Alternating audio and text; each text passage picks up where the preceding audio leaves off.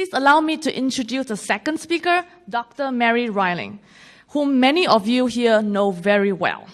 But one thing that I would really like to say about Mary is a recent tweet that I saw in the Twitter about Mary, who gave a talk at the Human Genome Medicine Human Genome meeting just a week or two ago.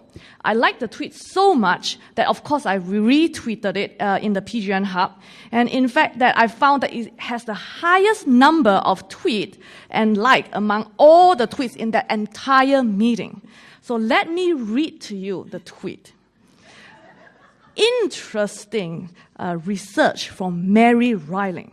Pharmacogenetic testing for just 17 genes could have a massive impact in clinical medicine.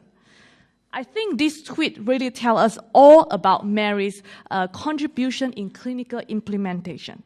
Without further elaborate, please welcome Mary. Except now I have to say, yeah, there were so many mistakes in that tweet, it was not even funny. I mean, the whole point of my talk was that this wasn't going to have a revolutionary effect. It was an incremental effect, and, you know, it was, and it wasn't research, it's implementation. So anyway, thank you, though. I guess any publicity is sort of good. And if I run short, we have a USB. I know it looks like a credit card, but it's a little USB port that everybody can take that has access to CPIC stuff on it. So I am going to make the distinction between pharmacogenetic discovery research, where we're discovering the host and treatment-related factors that explain inter-individual differences in drug response. And I think we do that for a couple of reasons: to better understand the mechanisms of what's going on and potentially develop means to avoid adverse outcomes. And it very rarely that possibly may lead to discovering and validating new clinical tests. But for clinical practice, I think there are a few pharmacogenetic tests that are ready for patient care, and that's what I'll be focusing on talking about CPIC. So are there some pharmacogenetic tests that we should be implementing in the clinic now? You already heard from Dr. Johnson about the codeine to morphine example, which has been known for almost 30 years and applies equally to the highly used tramadol, where 90% of the population that are CYP2D6 normal metabolizers have good pain relief from codeine as they do to morphine, much better than placebo. But for the 10% of the population that are homozygous for defective alleles, you can give them all the codeine in the world and they will never have one iota of pain relief. And this has been known for 28 years, and yet we almost never do 2D6 testing in clinical medicine. And of course, it's also extra copies of 2D6 for 1 or 2% of the population, so they're at high risk from toxicity from morphine. So again, we've known for many years that 12% of the population shouldn't get codeine, and now know they shouldn't get tramadol, but we don't really test for this and many other actionable pharmacogenes. So starting in late 2009, Terry Klein and I got together with some PGRN members and other interested individuals, and we surveyed people who are interested in pharmacogenetics, including ASCPT members, and asked what they saw as the major barriers. And 95% said that the process required to translate genetic information into clinical actions was a major barrier. The next was how to interpret genotype tests to assign phenotype, and providing recommendations for which gene-drug pairs we're ready to implement. So we formed CPIC in 2009 with the goal of accelerating the implementation of research discoveries in pharmacogenomics into the clinic. And CPIC accomplishes this primarily by creating, curating, and providing these freely available, peer-reviewed, updatable, very detailed gene-drug clinical practice guidelines.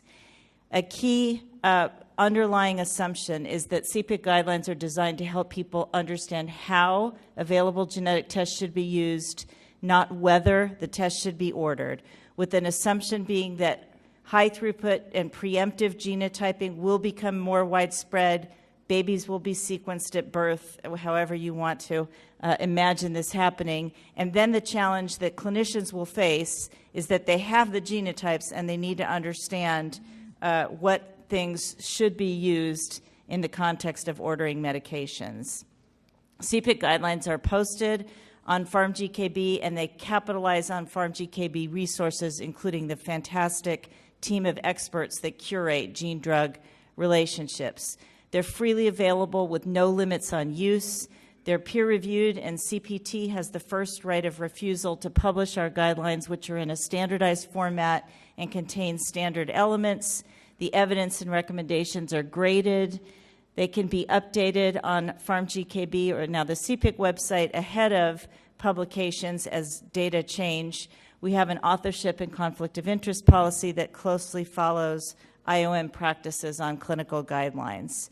You've heard about the new PGRN that started its funding in this past year, and of the 4 resources, CPIC is one of them that Terry Klein and I co-lead. So now there is a separate CPIC website that, of course, is very closely linked to Pharm.GKB, cpicpgx.org. And as of this spring, we have something like 160 members representing having observers from agencies such as NIH and FDA, and we also have a very strong working group in informatics. Our members represent individuals throughout the world, so it's very difficult for us to have a great conference call time, but we have tremendous participation in our monthly conference calls where we do a lot of the business of CPIC. We've published, I think, something like 18 or 19 guidelines, and they're listed here starting in 2011. You can see they're very specific: TPMT plus thiopurines, 2D6 plus clopidogrel, warfarin, 2D6 analgesics, et cetera. Many of the gene-drug pairs that you've already heard about this morning have been the subject of CPIC guidelines, and in progress right now is the voriconazole, tamoxifen, ondansetron, and malignant hyperthermia RYR1 guideline. Is this going to be scalable? So there's something like 1,200 unique chemical entities that are approved as drug in the United States, and of course there's about 18,000 genes. And when we look in our crystal balls so far, we think about 17 of those 18,000 genes are actionable or are actionable based on current data, affecting close to 90 drugs, and that can be encompassed in 30 guidelines. So this makes up about 7% of all drugs approved by the FDA, a slightly larger percentage of prescriptions in the United States because some of those drugs are so commonly used, like clopidogrel. And we classify these each gene drug pair as to whether it's level A, which has strong or moderate prescribing actions, level B, which has an optional prescribing action, and level C, which has no prescribing action. And then other gene drug pairs are annotated in Pharm.GKB with data that relates them. So we anticipate the total number of unique guidelines is listed here. If we focus on A and B gene drug pairs, again, we're thinking of something like 30 guidelines. This has grown a little bit, 1 or 2 gene drug pairs per year since 2009, but not exponentially. We have a prioritization scheme by which we decide whether how to classify a gene drug pair, and I really don't have time to go through this in detail. This is all on the website, but of course sometimes it's not until we get into the detailed evidence review that we can make the distinctions as to whether a gene drug pair falls in the level A, B, C, or D category. But we're always willing to evaluate and listen to any nominations for new gene drug pairs. And this is all transparent. It's on the website, our list of genes and drugs, including our schema for prioritizing, and the table can be downloaded in a computationally friendly format. I'm going to review some of the elements of CPIC guidelines as I go through the rest of my presentation. So, for example, for CYP2D6, the gene test result that's going to come back from the clinical lab will often look like a diplotype, in this case modified by a copy number, since copy number variation is important. In the first few hundred patients we genotyped at St. Jude, we came up with 111 unique diplotypes. So you can see there's really that first challenge that our users had recognized as a challenge. How do you go from the genotype to actionability is not a trivial hurdle. But we can simplify that into phenotypic groups, and there's just a few of these phenotypic groups which are actionable, generally in this case the poor metabolizer and ultra metabolizer groups. But going from diplotype to phenotype is important, and that's an example of how to do that is one of the main tables in each guideline. This comes from thiopurine methyltransferase and thiopurines. So you can divide patients into 3 main phenotypes. We give a little bit of information about what that means, and we give examples of diplotypes that constitute those 3 phenotypes in the main manuscript, and we give an exhaustive list in the supplement and on the website. And the heart of a CPIC guideline are the prescribing recommendations, which are in the main manuscript, and it's very important that they have this standard grading for the strength of the prescribing recommendation. And here are the prescribing recommendations for CYP2D6 and use of codeine or tramadol. Patients can be classified into 4 main phenotypes.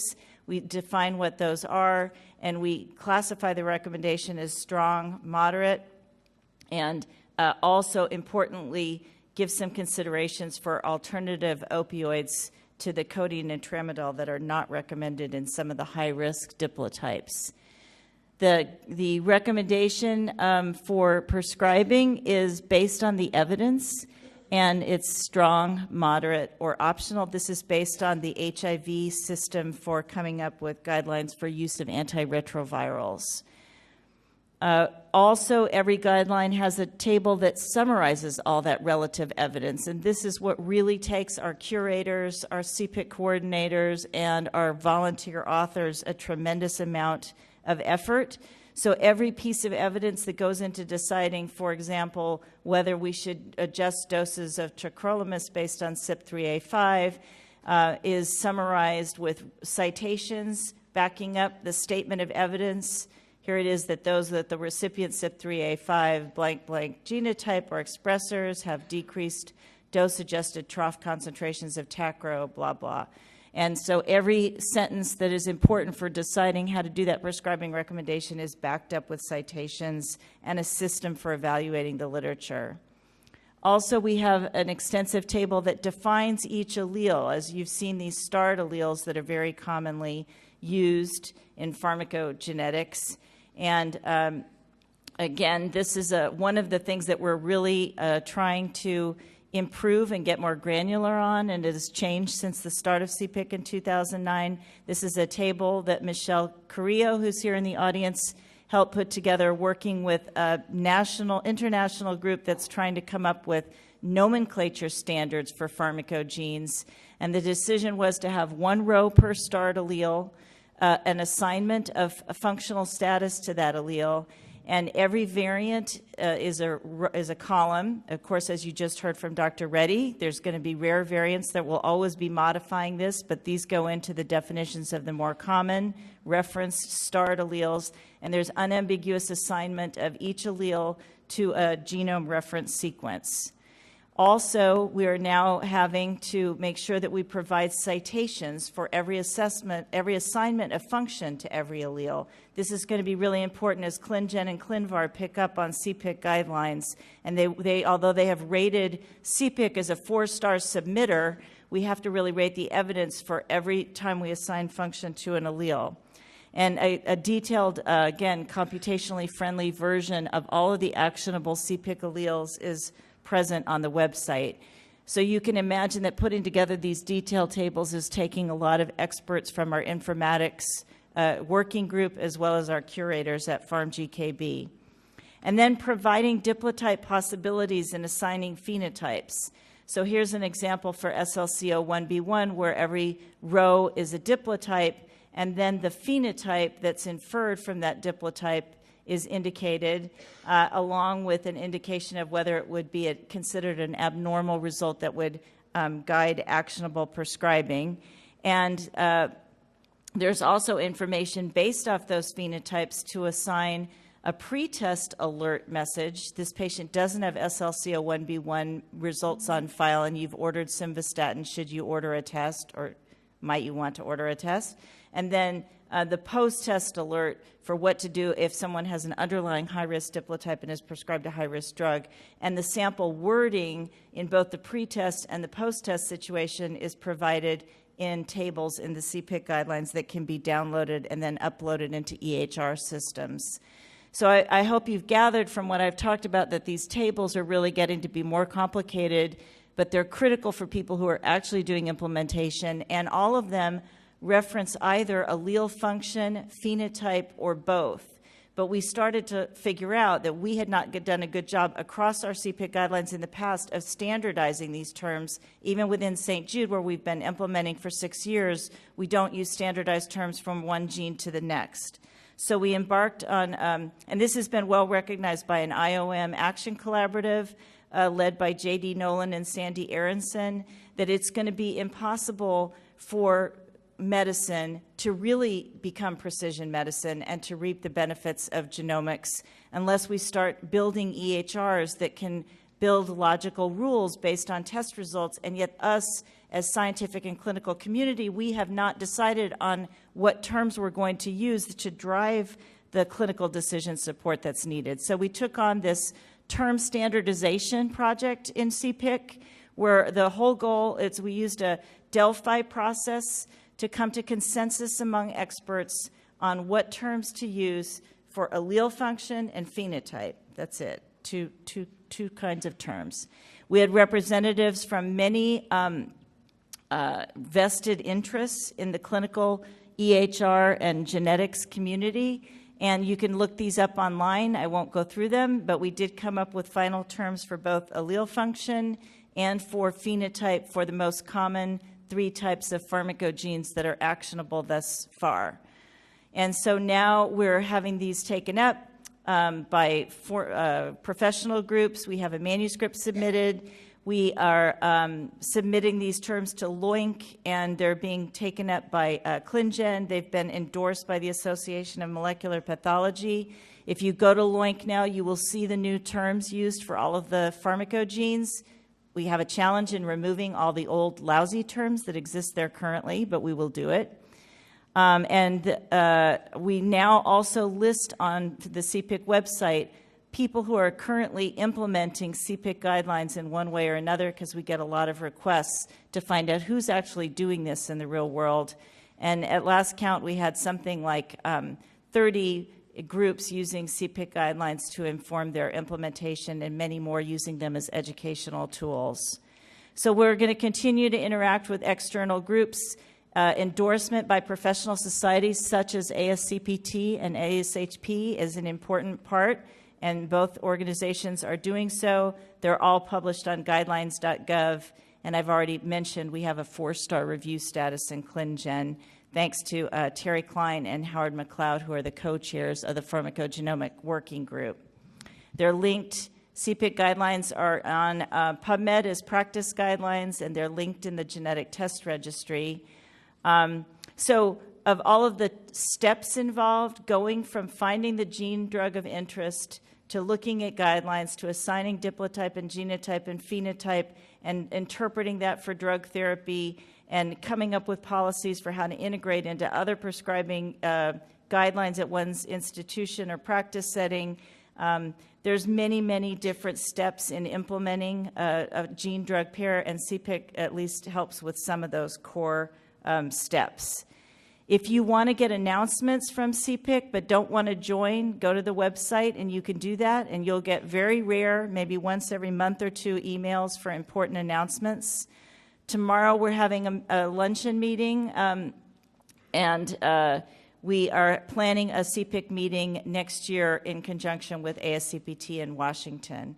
So I'll thank our team, the steering committee and scientific advisory board, as well as some other individuals that have contributed to CPIC, and also our unpaid authors who contribute or play an important role. And thank you, and answer a question if we have a minute. Thank you. Thank you, Mary. We have time for one question or two, about 3 minutes. Okay, if not, then I will start. Oh, okay, I'll let other people. Yes, please. The gentleman behind.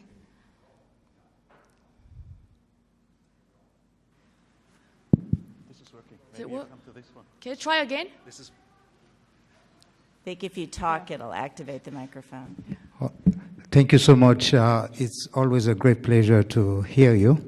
My first question is, I think one of the biggest problems in absence of the pharmacoepidemiology, all those data, it's sometimes physician doesn't know what to do with that. And I think the other aspect also, when those information, they are not in the label, they become very difficult. It's not everybody that's know that. So how we moving forward, trying to find a better solution that physician can use those different data in order to better treat their patients. Yeah, I mean, it's a problem. We recognize we're not the only people who've made guidelines, and so it can be really confusing to clinicians who have to wade through 10 or 20 different organizations' recommendations. All I can say is that CPICs are great, and they should feel safe following CPIC guidelines. Thank you. One more quick question. okay. Thank you. Where do you build in the advice that the genotype may not be always the phenotype, that you have some external factors which might be influencing your result? Right. So there is a section, caveats for very strong recommendations like that, which is really necessary for some of the tests that have pretty poor positive and negative predictive value percentages. And of course, everything has the caveat that renal function, liver function, protein binding changes, diet, disease state, drug interactions, all also play a critical role in helping people to prescribe. We just decided if we try to encompass everything that one needs to know in medicine in order to inform prescribing, that the guidelines would become so huge that the scope would become unmanageable. So we specifically say, all other things being equal, this is the effect of the gene on the drug, and to do good prescribing, you need other resources besides just genetics. It's an important point. All right. Thank you, Mary. Thank you. We are on time.